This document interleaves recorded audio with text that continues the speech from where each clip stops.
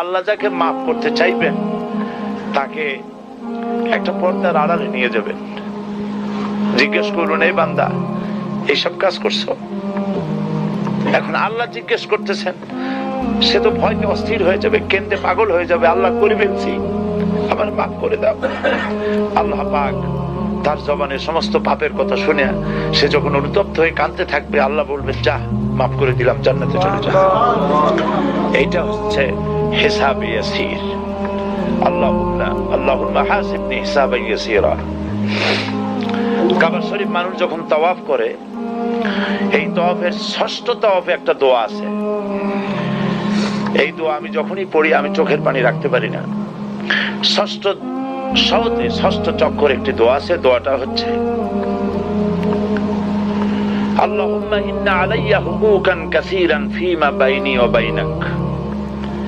আয় আমার রব, তোমার সাথে আর আমার সাথে অনেক দেনা পাওনা আছে, আর তোমার বান্দাদের সাথেও আমার অনেক দেনা পাওনা আছে।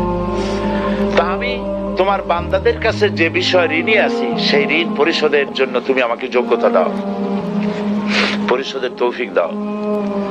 আর আমার কাছে তোমার দেনা আছে, তা আমার কাছে তোমার যে দেনা আছে সব দেনা তুমি শোধ করে দিয়েছো।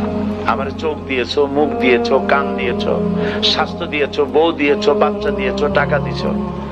আমার কাছে সৃষ্টি করে তোমার যা দেনা ছিল তুমি সব তো শোধ করে দিয়েছো, কিন্তু তোমার দেনা তো আমি কিছুই শোধ করতে পারি।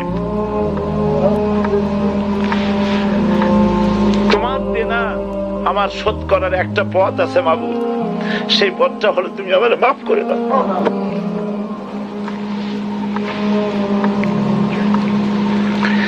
এইটা ছাড়া আমার কাছে কোনো পথ নাই মাবুদ। তুমি যদি কিয়ামতের দিন আমাকে প্রশ্ন করো যে যৌবন কাটাইছো কোন পথে, আমি তো জবাব দেওয়ার পথ রাখি নাই। আমি তো আমার যৌবনকে নষ্ট করে ফেলেছি। তুমি যদি প্রশ্ন করো টাকা পয়সা কামাই করেছো কোন পথে, আমি তার জবাব দেওয়ার পথ রাখি নাই। যদি প্রশ্ন করো কোন পথে খরচ করেছো, আমি সেটারও পথ রাখি নাই, নষ্ট করে ফেলেছি।